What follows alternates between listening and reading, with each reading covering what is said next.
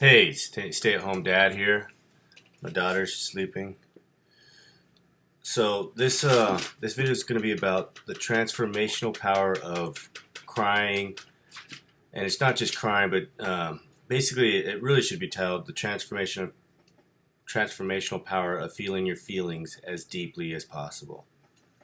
I'm going to talk about that. This is the key to what has really changed my life and released a lot of baggage, a lot of ancestral baggage, personal baggage that I developed, and maybe, I don't know, past life, that stuff yet, but maybe that.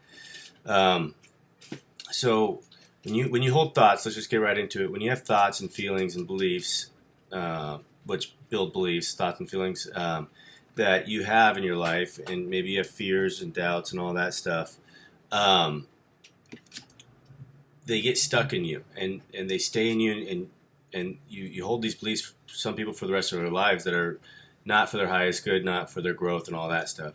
And these beliefs, these thoughts are stuck in you, that, I'm not good enough, I can never do this, whatever you have, or someone's going to leave me if I do this or whatever.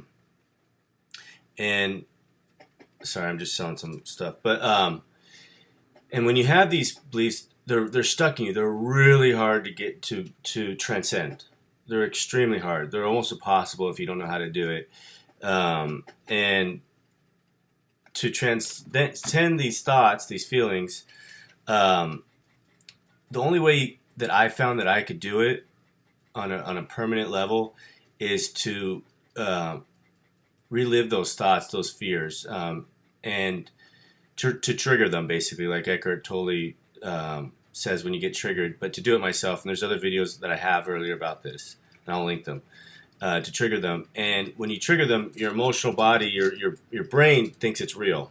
So how do you trigger? Well, you visualize. You step into a traumatic experience that you've had, or if you haven't had it, you just imagine yourself in a traumatic experience that makes you feel something strongly.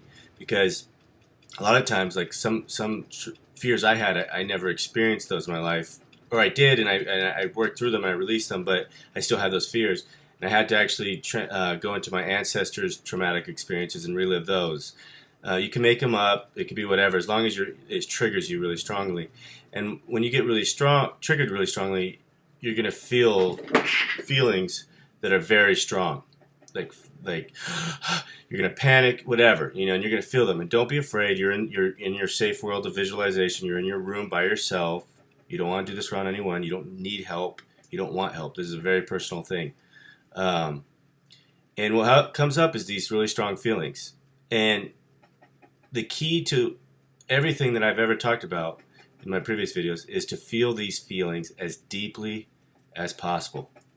And do it as long as you need to do it. It might take months, years, a week.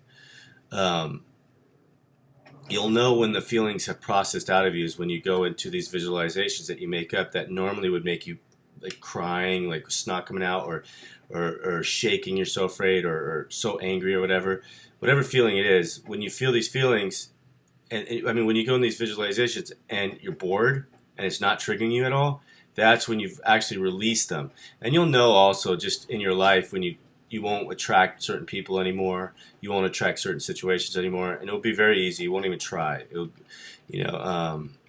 But when you get to these feelings and you feel them as deeply as possible, what happens, I believe, from my experience, but I don't know for sure, is because feelings are in your stomach, you're going to feel them in your stomach a lot, and the thoughts are in your head, so you're going to, be racing in your head, and feeling down here in your stomach where my little baby is. Yes, you are. And it starts to churn up stuff, right? It starts to move. That's the thing. It's energy. That's what you want. You want to get things moving, and the energy starts moving everything, and it starts going up. And the feelings and the thoughts start to release vibrationally out your head, and you'll feel lightheaded. If you feel lightheaded after you've done this, here, I'm going to come right back. Hold on. Yes. So back to what I was saying about lightheaded. If you feel lightheaded after you do this, like after you feel your feelings and process them and all that, and you can trigger them by going into a holographic visual universe that you create, you feel lightheaded afterwards, that's really a good sign. That means that you've actually released some stuff. Give it a day, give it a week, you'll see results. Don't drive when you do this, unless you're a pro at it, a pro at feeling your feelings. But I wouldn't cry, I wouldn't drive, I wouldn't do any heavy work on any machinery and all that while you do this. And the great thing about this is you don't have to pay anyone. You don't need any psychics. You don't need any gurus. You do not need anything. You just need you. We're like human beings that are like gods. We could do anything for ourselves. And this is one thing. You don't need anyone to do this. And this is why this isn't talked about too much, I think. Because how are people going to make money telling people about this? Okay, so I'm back. So, yeah, vibrationally, the very fact of you feeling your feelings, crying, yelling, whatever they are, and you're allowing them to live. You're allowing your feelings to live finally, to process finally, because they probably were stuck in you for a long time. And for my sake, they're generational. They're stuck.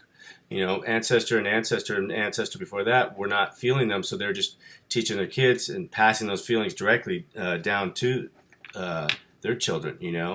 Fears and doubts and all that, and they're being relived and relived. So you have to break that, and you have to make a new family tree in a way. You have to break that family pattern, and it's very simple. It's just by crying, and it's just like any kid knows how to do.